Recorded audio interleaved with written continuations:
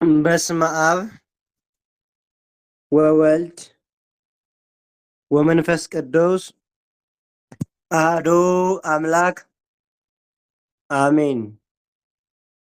አቤቱ አሕዛብ ወደ ርስትህ ገቡ፣ የቅድስናውንም መቅደስ አረከሱ። ኢየሩሳሌምም እንደ ምድረ በዳ አደረጓት። የባሪያዎችንም በድኖች ለሰማይ ወፎች መብል አደረጉ። የጻድቃንንም ሥጋ ለምድር አራዊት፣ ደማቸውንም በኢየሩሳሌም ዙሪያ እንደ ውሃ አፈሰሱ። የሚያቀርቧቸውንም አጡ። መዝሙረኛው ዳዊት ልበ አምላክ ቅዱስ ዳዊት በመዝሙር 78 በቅንፍ 79 ቁጥር 1 ላይ የተወደዳችሁ የእግዚአብሔር ቤተሰቦች እንኳን ለታላቁ አባት ለቅዱስ አልዓዛር ካህን ሰማዕት፣ ለቅድስት ሰሎሜ ሰማዕት ሚስቱ፣ ሰባቱ ቅዱሳን ሰማዕት ልጆቻቸው፣ ቅዱሳን አምኖን ሰማዕት ዓመታዊ ክብረ በዓል፣ በወርሃዊ በዓል ታላቁ ነቢየ እግዚአብሔር ሙሴ፣ ኪሩቤል አርባዕቱ እንስሳ፣ አባ ቢሾይ፣ አቡነ ኪሮስ፣ አባ ሳሙኤል ዘደብረ ቀልሞንና ቅዱስ ማትያስ ሐዋርያ ከ12ቱ ሐዋርያት አንዱ ለሆነው ወርሃዊ በዓል እንኳን አደረሳችሁ አደረሰን። እንዲሁም ደግሞ ለወርሃ ነሐሴ ጾመ ማርያም 8ኛ ቀን ላይ እንኳን አደረሳችሁ። ዛሬ 8ኛው ቀን በእመቤታችን በቅድስት ድንግል ማርያም ጾም ላይ እንገኛለንና ጾሟን የበረከት ያደርግልን። እንደስተ ዛሬው ዝክረ ቅዱሳን የጻድቅ መታሰቢያው ለበረከት ነውና ለበረከት የሆነን ዘንድ የአባቶቻችን የቅዱሳን ሕይወት እግዚአብሔር በእነሱ ላይ ራሱን የገለጠበትና ቅዱሳኑ ደግሞ የእግዚአብሔርን ወንጌል ይዘው አልጫውን ዓለም ያጣፈጡ ቅዱሳንን እንዘክራለን። ልበ አምላክ ቅዱስ ዳዊት ስለ እነዚህ ቅዱሳን ሲናገር አቤቱ አሕዛብ ወደ ርስትህ ገቡ፣ የቅድስናውንም መቅደስ አረከሱ ይላል። ፍጻሜው ግን አሁን ለምንኖርም አሕዛብ ወደ ቅድስት ቤተ ክርስቲያን መጥተው የሚሳለቁትንና ወደ ቅድስት ቤተ ክርስቲያን መጥተው እናት ቤተ ክርስቲያን ልጆቿን ለሚገሉት የተናገረው ቃል ነው። ልበ አምላክ ቅዱስ ዳዊት በዚህ መሰረት ምን አለ? መቅደሱንም አረከሱ፣ ኢየሩሳሌም ምድረ በዳ አደረጓት፣ የባሪያዎቹንም በድኖች ለሰማያዊ ወፎች መብል አደረጉ፣ የጻድቃንን ሥጋ ለምድር አራዊት፣ ደማቸውንም በኢየሩሳሌም ዙሪያ አፈሰሱ በማለት ደማቸው የቅዱሳን እየፈሰሰ ክርስቶስን መስበካቸውን አምላካቸውን እግዚአብሔርን አንክድም ማለታቸውን ያሳያል። ይህን ቅዱስ ቃል ስናየው ማለት ነው። ለጊዜው ግን ኢየሩሳሌም ቅጥሮቿ፣ ድንበሮቿ ፈርሰው መቅደሶቿ ፈርሰው ልጆቿ ደግሞ ደማቸው ሥጋቸው ለሰማይ አሞራ እንዲሁም ደግሞ የቅዱሳኑ ደም ደግሞ እንደ ውሃ የፈሰሰበትን አውስቶ ልበ አምላክ ቅዱስ ዳዊት ተናገረ። ፍጻሜው ግን እስከ ዕለተ ምጽአት ለሚነሱ ቅዱሳን የሚሆን ነው።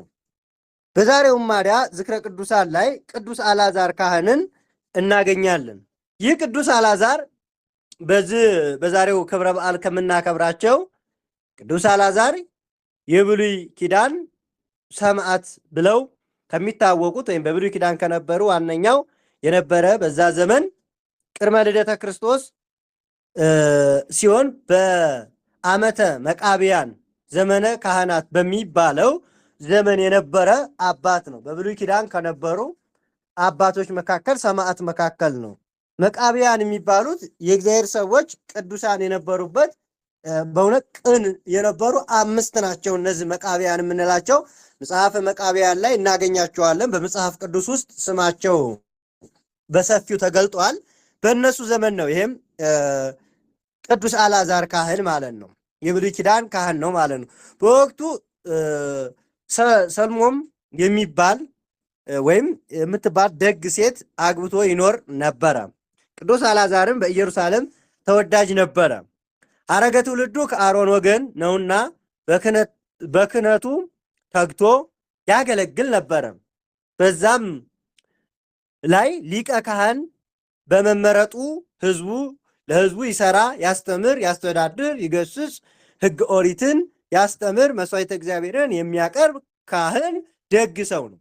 ቅዱስ አልዓዛር ከተባረከች ሚስቱ ሰሎሜም ጋር 7 ወንድ ልጆችን አፍርተዋል። የእነሱም በስርዓተ አሳድገው የቤተ እግዚአብሔር አገልጋዮች እንዲሆኑ አድርገዋቸው ነበረ። በዛ ዘመንም በኢየሩሳሌም አካባቢ የሚኖሩ 3 እኩያን ክፉ ካህናት ነበሩ። መልካም ሲኖር ተቃራኒ ደግሞ ክፉ አለ። ለደግ ተቃራኒ ምንድን ነው? መጥፎ አይደል? እና አንዳንድ ጊዜ ቀና ሆናችሁ ስትሰሩ የዛ ጉዳይ ተከራካሪ ነቃፊና ተቃዋሚ ይነሳል እና ደጋግ እነዚህ ቅዱሳን እያገለገሉ እያሉ ተቃዋሚ 3 ሰዎች እኩያን ነበሩ ነው የሚለው። እኩይ መሰሪ፣ ተንኮለኛ፣ ክፋተኛ ማለት ነው። ከዛም የህዝቡን ከማስቸገር ፈጣሪንም ከማሳዘን ቦዝነው አያውቁም ነበረ። የክፉዎች መጨረሻ ግን የገዛ ሀገራቸውን ማጥፋት ሆነ። ነገሩ እንዲህ ነው። 3ቱ ተመካክረው የአልዓዛርን የሊቀ ካህናትን ቦታ ሊቀሙ ወሰኑ። ወደ እርሱ ሄዱና እንዲህ አሉት፣ ሹመት በተርታ ስጋ በገበታ ቢሆን ያምራልና እኛ በተራችን በወንበር ላይ እንቀመጥ አሉት። ሹመት በተርታ ስጋ በገበታ በጭራሽ አይሆንም አሉ እነዚህ እኩያን። ስለዚህ እኛ በተራችን ደግሞ የሊቀ ካህናቱን ቦታ ልንይዝ ይገባል አሉ። በተራችን በወንበር ላይ እንቀመጥ አሉ። እርሱ ግን ህዝቡን ጠይቃችሁ ተሾሙ አላቸው። እነሱም ህዝቡን ጠርተው ሹመት ይገባናልና ቢሏቸው ህዝቡ መልሶ አልዓዛርን የሾመው እግዚአብሔር ነውና እናንተ ከፈጣሪ ጠይቃችሁ ተሾሙ አሏቸው። ትክክለኛ መልስ ነው። አንድ ሰው ልሾም ባለስልጣን ልሁን ካለ ካህን ልሁን ካለ እግዚአብሔርን ጠይቅ ነው መልሶ አይደል? ካህናትን የሚሾም እግዚአብሔር ነው። በራሱ ቢሾም አያምርም፣ መስዋዕቱ አይሰምርም፣ ጸሎቱ አያርግም፣ ዕጣኑ አያርግም፣ ቅድስና የለውም። እንዴ ጸጋው ያላደለ ያልተሾመ እግዚአብሔር ያልሾመው እግዚአብሔር ያልፈቀደለት ሰው ተናግሮ አይደመጥም። አያችሁ፣ አዞ አይታዘዘውም ሰውም ራሱ ማለት ነው። ስለዚህ አልዓዛር የሾመው እግዚአብሔር ነው። እናንተም ማንን ጠይቁ አሉ? እግዚአብሔርን ጠይቁ። ይሄ ትችላላችሁ። እግዚአብሔር ከፈቀደ እኛ ምን አሻናል ህዝቡ። በዚህ ጊዜ 3ቱም እኩያን ተቆጡ። ምክንያቱም እግዚአብሔር እንደማይሰጣቸው ያውቃሉና። ወዲያውም ግን 3ቱም ከአካባቢው ጠፉ። ከኢየሩሳሌም ወጥተው ወደ ጫካ የግሪክ ንጉሥ ጨካኙ ማለት ነው ወደ ግሪክ ተሻገሩ። አጥራንቲኮስ ወደሚባለው ሄዱ።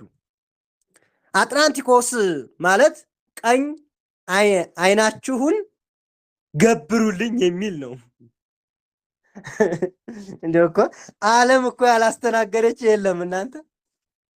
ዓለም ያላስተናገደችው ነገር የለም። የሰው ልጅ እንደው ያልደረሰበት ማለት ነው። የዚህኛው ደግሞ የተረገመው ማለት ነው አንጣኒኮስ የሚባለው ቀኝ አይናችሁን ገብሩልኝ የሚል ነው። ንጉሥ ነው። እንዲህም ነበረ አይናቸውን እንግዲህ እንትን እያሉ የሚገብሩለት ማለት ነው። ሰይጣን ክፉ አይደለ? አይንን እስከ ማስጠፋት ማለት ነው። እንዲሁ እኮ የዓለም ኮተት እኮ ይገርማል እናንተ። አስቡ እንግዲህ አይንን ያህል ነገር ገብሩልኝ የሚል ደፋር። እንዲሁ እኮ ሰውም ሞኝ ነው ግን የሚያደርግ ነበረ። ግን ይገርማችኋል። ግን እንደዛም ሆኖ ግን ያደርጉ ነበረ ማለት ነው። እንደዛም ሆኖ ያደርጉለን ነበረ ማለት ነው። እናም እርሱም ይህ ሰውዬ ማለት ነው የኢየሩሳሌም ባለቤት የላትም እና እነሱም ሄዱና ኢየሩሳሌም ባለቤት የላትም እና ሂደህ ውረራት አሉት። አጥሩ ጥብቅ ነው፣ በምን እገባለሁ አላቸው። እኛ በመላው እኛ በመላ እናስገባሃለን አሉት። አስቡ እንግዲህ የገዛ ሀገራችሁን ለጥላት አሳልፋችሁ ስትሰጡ ባንዳ መሆን ማለት ነው። አስቡ የገዛ ሀገራቸው እንድትወረር የውጭ አህዛብ መጥቶ እንዲፈነጭባት ሄደው ለምነው ጥላትን አመጡ። እኛን ሹሙን ሲባሉ እግዚአብሔርን ጠይቁ በመባለው እግዚአብሔር ካልፈቀደ ዝም ብሎ ማገልገል ካህን መሆን አይቻልም ስላሉ የስልጣን ጥም እንግዲህ እነዚህን ሰዎች እንዴት እንዳደረጋቸው አስቡ እንግዲህ ማለት ነው። እንግዲህ የገዛ ሀገራቸውን አሳልፈው ሰጡ ማለት ነው። አሁን እናንተ ኢትዮጵያን አሳልፋችሁ ፈርማችሁ ትወረር ትጥፋ ብላችሁ እንደ መስጠት ቁጠሩት። እስቲ እንግዲህ ይደረጋል? ሀገር ትደረጋለች ወይ? እምዬ ኢትዮጵያን ታረጋላችሁ እናንተ? ነገሩ በዚህ ዘመንም እኮ አሉ። እኛ እንደው እነዚህን ሰዎች እናነሳለን እንጂ በዚህ በእኛ ዘመንም አለ። ሀገራቸውን ለውጭ አሳልፈው የሚሰጡ አሉ። የእነሱ ሆድ ይሙላ እንጂ ምን ቸገራቸው?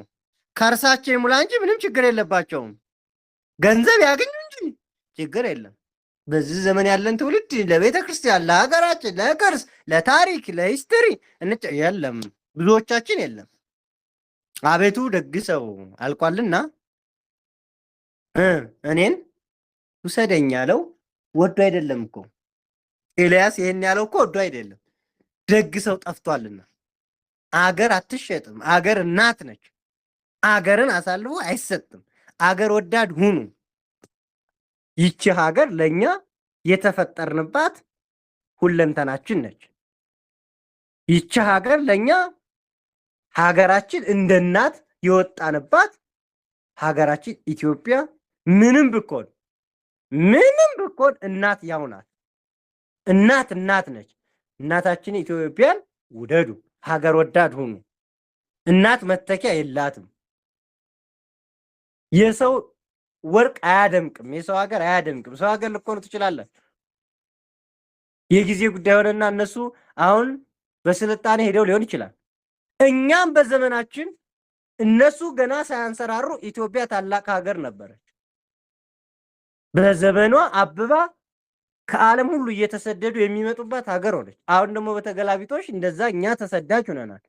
ምንም ብኮን እናት ግን እናት ነች። ደግሞም እግዚአብሔር ታሪኳን ይቀይራታል። እኛም የተሻልን እንሆናለን።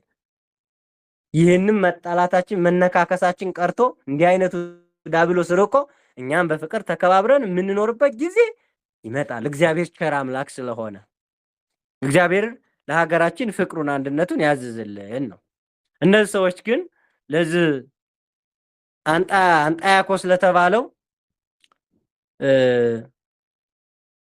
ቀኝ አይናቸውን ከብሩልኝ የሚለው ንጉስ ሀገራቸውን አሳልፈው ሰጡ ነው የሚለው። እነሱም 240 ሰራዊት አስከትቶ ወረደ ነው የሚለው። እነዚህ ሰዎች ጋር 240 አስቡ እንግዲህ። ይህንን ይዞ ምን አለ አስከተተ። 200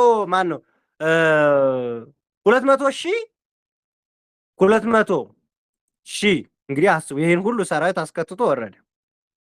እርሱም ቀድሞ ወደ ኢየሩሳሌም ገብተው እነሱም ወደ ኢየሩሳሌም ገብተው ያሰውሩ ወይም ያሴሩ ጀመር።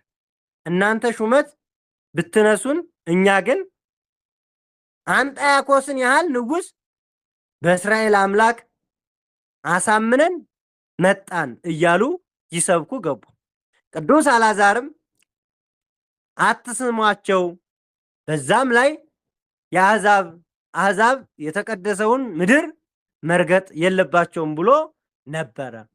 አይ እሱ አሕዛብ ነው፣ ጣዖት አምላኪ ነው፣ ይችን ሀገር ሊያስተዳድርም አይገባም ብሎ እውነቱን ለሕዝቡ አስተማረ። እነሱ ግን እኛ ግን ያንን ጨካኝ ንጉስ እናነግሳለን አሉ። ነገር ግን አንዳንዶች ቸኩለው አያጠፉምና ፈጥነው የከተማዋን በር ከፈቱት። ሰራዊቱም ደብቆ ትንሽ ራሱን ያቆመ የመሰለው አንጣያኮስ በምክንያት በክፋትና በመላ ሁሉን ሰራዊቱን አስገባ። የሚገርመው በየጊዜው የከተማዋ ሕዝብ ከ12,000 ወይም ከ120 ቢሆን ንጉሥ አያስገባም ነበረ። ሰራዊቱን ግን ማለት ነው 24,240 ሁነው ተገናኙ ነው የሚለው። ወዲያውም አንጣያኮስ ሕዝቡን ሰብስቦ አልዓዛርን ለብቻው ጠርቶ ተናገረው። አንተ አምላክህን እንደምትወደው ሰምቻለሁ። አንተ የበጉን መስዋዕት በልተህ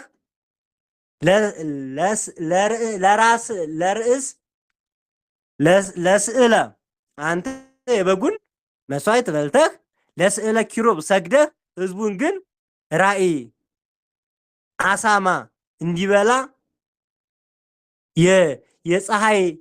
ለፀሐይ እንዲሰግድ አደረክ አለው።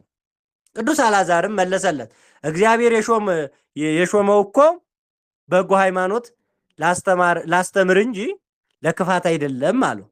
ለሕዝቤ የክፋት አብነት ፈጽሞ አልሆንም አለው። ያን ጊዜም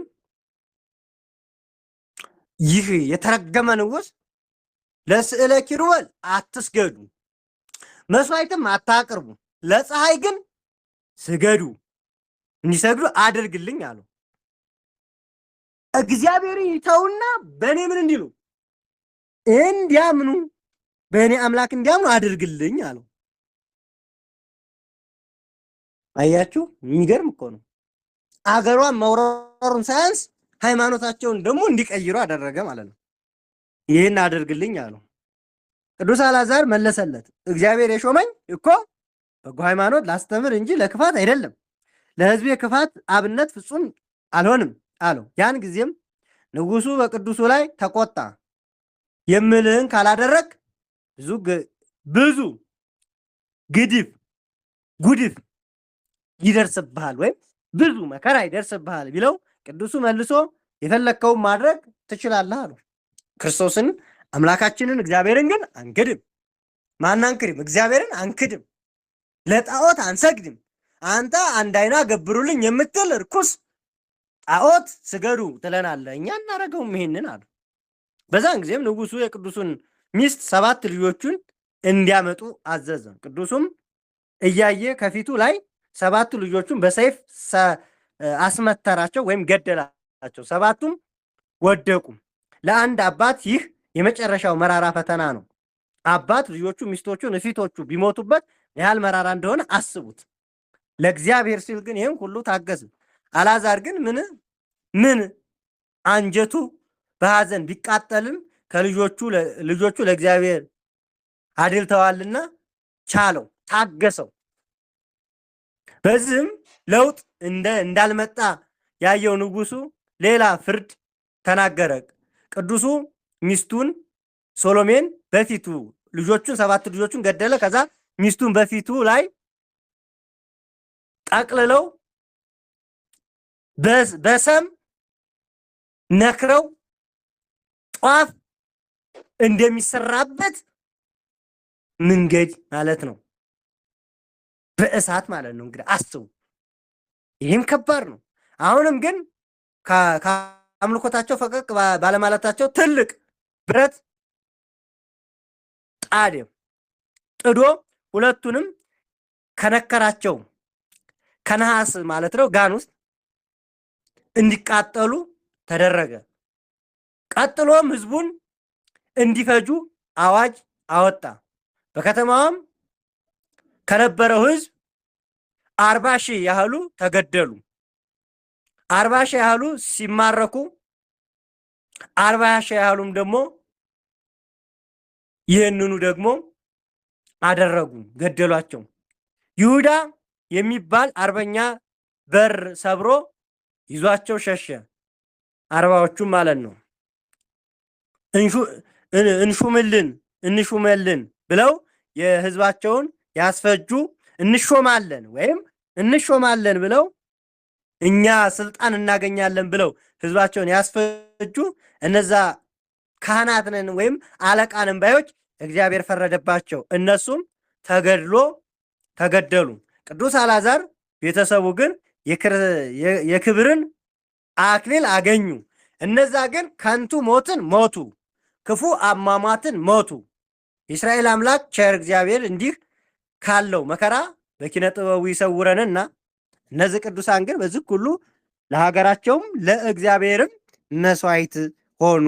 ለዛ ነው አዳልባ አምላክ ቅዱስ ዳዊት ይህንን አየና ምን አለ? አቤቱ አሕዛብ ወደ ርስትህ ገቡ፣ የቅድስናውንም መቅደስ አረከሱ፣ ኢየሩሳሌምም እንደ መደብ አደረጓት፣ የባሪያዎችንም በርኖች ለሰማይ ወፎች መብል አደረጉ፣ የጻድቃንንም ሥጋ ለምድር አራዊት ሰጡ፣ ደማቸውንም በኢየሩሳሌም ዙሪያ እንደ ውሃ ፈሰሰ አለ። አያችሁ፣ ዳዊት ይህንን የተናገረው እንዲህ አይነቱ መከራ አይቶ ነው።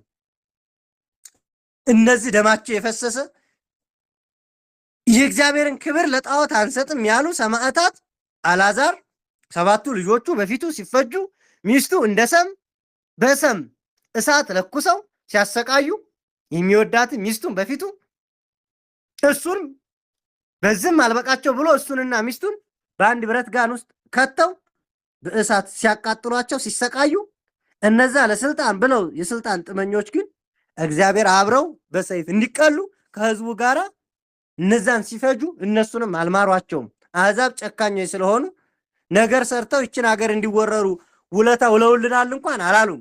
እንኳን ሊሾሙ ክፉ አሟሟት ሞቱ። እግዚአብሔርን ጠይቀው እግዚአብሔር እንዲፈቅድላቸው ሆነው ቢሆን ኑሮ ሀገራቸውንም ባዳኑ ነበረ። ቅናት እንግዲህ አስቡ፣ የስልጣን ጥመኝነት። አንዳንድ ጊዜ የቆጡን አወርድ ብላ የብብቷን ጣለች፣ አተርፍባይ አጉዳይ፣ አልጠግባይ ሲተፋ ያድራል እንደሚሉት አበው የእነዚህም ሰዎች እንደዛ ነው የሆነባቸው ማለት ነው። እንበላለን ሲሉ ተበሉ። አንዳንድ ጊዜ ለክፋት ያዘጋጀነው ለራሳችን ለሰዎች ያዘጋጀነው ጉድጓድ እኛ እንገባበታለን። ሃማን መቼም መርዶኪዎስን እና ሃማን ታስታውሳቸዋላችሁ አይደል? ሃማ ያደረገው 60 ክንድ ቁመቱ መስቀል አዘጋጀ ለመርዶኪዎስ፣ ሃማ ማለት ነው። አስቡ እንግዲህ ማን የተሰቀለበት መጨረሻ እንዲያው እኮ ጉድ ነው። ለመርዶኪዎስ ያዘጋጀው ሃማ ራሱ ነው የተሰቀለበት ማለት ነው። ራሱ ያ መስቀል መጨረሻ ማን ተሰቀለበት? ራሱ ለራሱ ሆነ ማለት ነው። ለሰዎች ያጠመደው ክፋት ለእኛ እንዳይሆን እግዚአብሔር ይርዳል። እውነቴን ነው። አንዳንድ ጊዜ ለሰው መጥፎ ማሰብ በምን ዙሮ እኛ ጋር እንደሚመጣ አናውቅም። ዙሮ ተጠምጥሞ እኛ ጋር ይመጣል ማለት ነው። ስለዚህ በጎ መሆንና መልካም መሆንን ያህል ትልቅ ነገር የለም። እነዚህ ሰዎች እንግዲህ እናስገድላለን ብለው መጡ፣ ስልጣን እናገኛለን ብለው ይህን እንግዲህ አይን የሚያስገብር ግሪክ ድረስ ተጉዘው እንግዲህ አስቡ እንግዲህ ማለት ነው።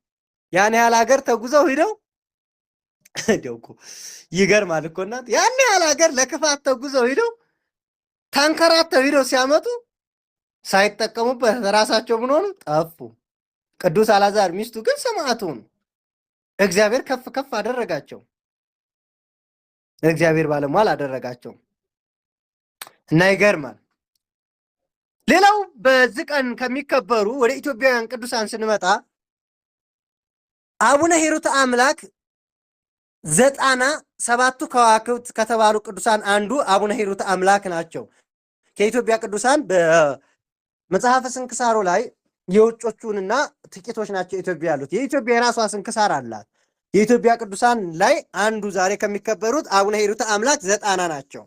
ቅዱሱ አቡነ ሂሩት አምላክ ሲሆኑ እርሳቸው ታላቁ ገዳም ዳጋ እስጢፋኖስን ባህር ዳር ያለው ማለት ነው፣ ዳጋ እስጢፋኖስን የመሰረቱ ናቸው። እርሳቸውም የአፄ ይኩኖ አምላክ የወንድማቸው ልጅ ናቸው። ከደብረ ሊባኖስ አቡነ ተክለ ሃይማኖት ጋር ሆነው በሐይቅ እስጢፋኖስ ገዳም ከአቡነ ኢየሱስ ሞዓ ስርዓተ ምልኩስናን ተምረዋል።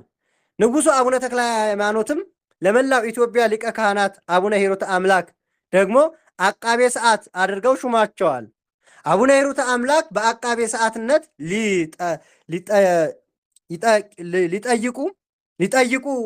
በጠየቁ ጊዜ ካገለገሉ በኋላ ለጥቂት ጊዜ ማለት ነው ካገለገሉ በኋላ በዓለም መንግስት ተቀምጦ ከማገልገል ይልቅ ከከተማ ወጥቶ ከሰው ተለይቶ እግዚአብሔርን ማገልገል ይበልጣል በማለት የተቀበሉትን ማዕረገ ሲመት ንቀው በመታው አልባሌ መስሎ ስለታያቸው ማለት ነው ትተው ማለት ነው ታቦተ እስጢፋኖስን ከሐይቅ ይዘው መላኩ እየመራቸው ወደ ጣና ባህር ዳር ሄደው ደረሱ። ሁለት ድንጋዮችም በተአምራት እንደ ታንኳ በባህር ላይ ድንጋን ጀልባ አድርገው ሄዱ ናቸው። እሺ እንደ ጀልባ አድርገው በመጠቀም ባህሩን በበትረ መስቀላቸው እየገጸፉ ዳጋ ወደ ተባለው ደሴት ገብተው ጥቂት ረፍት አደርገዋል። እሳቸውም ያን ጊዜ ያረፉበት ቦታ ዛሬም ድረስ አቃቤ ሰዓት እየተባለ በማዕረገ ስማቸው ይጠራል። የጣና ባህርም እንደ ታንኳ ተጠቅመው ድንጋዩ ማለት ነው የተሻገሩበት እዛው ሁለት ትልልቅ ድንጋዮች ዛሬም ድረስ እሳቸው በውሃ ላይ ጀልባ ያደረጓቸው ድንጋይ ለታምራት አሉ። ዛሬም በገዳም ውስጥ የጻርቃኑ ማረፊያ ምዕራፈ ጻርቃን ተብሎ የሚጠራ ቦታ ላይ በክብር ተቀምጦ ይገኛል።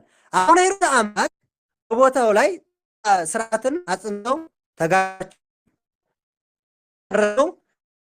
እንትከን በክብራል። እነዛ አባት ድንጋይ ጀልባ ተብለው የተሾሙ ማዕረግ ስም ነው። የሚሰጥ ማዕረግ ነው። አቃቤ ደግሞ ምንድነው እንዳትሉሽ ሰዓት ማለት ምናምን ስም ነው። የነበሩ ዓለምን ንቀው ከማን ተው ባህር በበው ወደ ዳኖ ገዳም ተው ገዳም ዳዊት እስከ ኃይለ ሥላሴ ድረስ ነገሥታት እየተሳለው የወርቅ ዘውዶችን በስጦታ አበርክተዋል። 9 ዓመት ያጠረ ብራና መጽሐፍት፣ ሌሎች አስደናቂ ቅርሶች የሚገኝበት ገዳም ነው። የአጼ ዳዊት፣ የአጼ ዘርዓ ያዕቆብ፣ የአጼ ፋሲልና የሌሎች ቅዱሳን ነገሥታት አጽም በዛ ገዳም በክብር ተቀምጦ ይገኛል። እዛ ስከዱ የእነዚህን ቅዱሳን አጼ ፋሲልን ታገኛቸዋላችሁ፣ አጼ ዳዊትን ታገኟቸዋላችሁ። የእነዚህን አቡነ ሂሩት አምላክን በዛ ገዳም ላይ እጅግ ብዙ የኢትዮጵያ እንቁ ቅዱሳን ነገሥታት አጽማቸው፣ ቅርሳቸው፣ የዘውዳቸው፣ ጥላቸው፣ የወርቅ ጥላቸው፣ የወርቅ ካባቸው ምን ልበላችሁ ምን የሌላለ ዳጋ እስጢፋኖስ ገዳም ነው። የት ይገኛል ካላችሁኝ ከባህር ዳር ከተማ በጀልባ መጓዝ አለባችሁ። እሺ በጀልባ ነው የምትከዱት። የመኪና መግቢያ የየብስ የለውም። በጀልባ ነው የሚከደው። እንግዲህ በጀልባ ተሳፍራችሁ ጀልባ በውሃ ላይ ካልፈራችሁ በዛ ተጉዛችሁ ሄዳችሁ ይህን ገዳም ማየት ግድ ነው። ኢትዮጵያ ድንቅዬ ሀገር ናት የምንለው ለዛ ነው። አጼ ሱሲኖስ የፖርቹጋል እርዳታ ለማግኘት ሲሉ የካቶሊክ የክደት እምነት አምነው በሀገራቸውም ላይ አውጀው ከ800 ሺህ በላይ ካህናትና ምዕመናትን ካስገደሉ በኋላ ምላሳቸው ተጎልጉሎ በክፉ አሟሟት ሊሞቱ ሲሉ ልጃቸው ፋሲል ቅዱሳን አባቶችን በመመልመል በጸሎታቸው እንዲፈውሱ አድርጓቸዋል። እና አቡነ እምነ ድንግል እና አቡነ አምደ ሥላሴ በረከታቸው ይደርብን። የነዛ አባጋ በጸሎታቸው የንጉሱን የተጎለጎለ ምላሱን መልሰውላቸው ከህመማቸው ፈውሰዋቸው ፋሲል ይንገስ፣ ካቶሊክ ይርከስ፣ ተዋሕዶ ትመለስ ብለዋል። እነዛ አጼ ሱስንዮስ ምንድን ነበር ያደረጉ መሰላችሁ? ኢትዮጵያ ክፉ ካደረጉ ነገስታት መካከል አጼ ሱስንዮስ ናቸው። የካቶሊክ እምነትን አምጥተው ኦርቶዶክስ ሃይማኖት ትርከስ፣ ካቶሊክ ትንገስ ብለው በተናገሩ ጊዜ ይቻላል? ኦርቶዶክስ ትርከስ ብሎ መናገር ይቻላል? ክርስቲያን አይቻልም። ይህም በተናገረበት አፉ እግዚአብሔር ምን አደረገ? ምላሱን ጎለጎለና ከደረቱ ላይ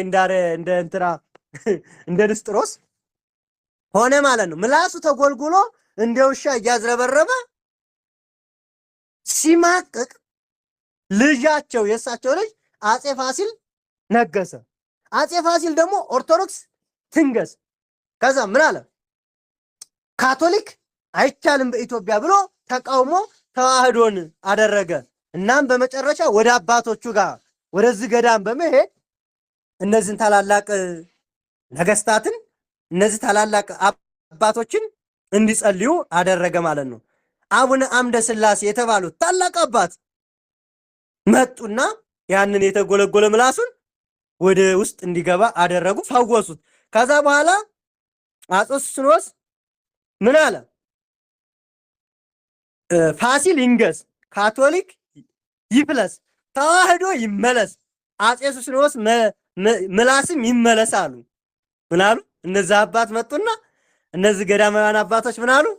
ፋሲል ይንገስ፣ ካቶሊክ ይፍለስ፣ ተዋህዶ ይመለስ፣ የአፄ ሱስንዮስ ምላስ ይመለስ፣ ወደ ነበረበት ይመለስ፣ እግዚአብሔር ይፍታ ሲሉ ተጎልግሎ የነበረው ምላሳቸው ተመለሰ። በዛን ጊዜም አፄ ሱስንዮስ በቆየ ዓመት ለብዙ ዓመት የቆየ ምላስ ወደ ኋላ ተመለሰ።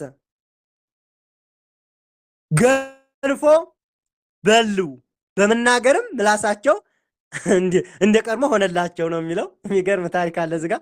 ለንስሐ ሞት በቅተው መንግስታቸው ለልጃቸው አውርሰው በክብር አርፈዋል።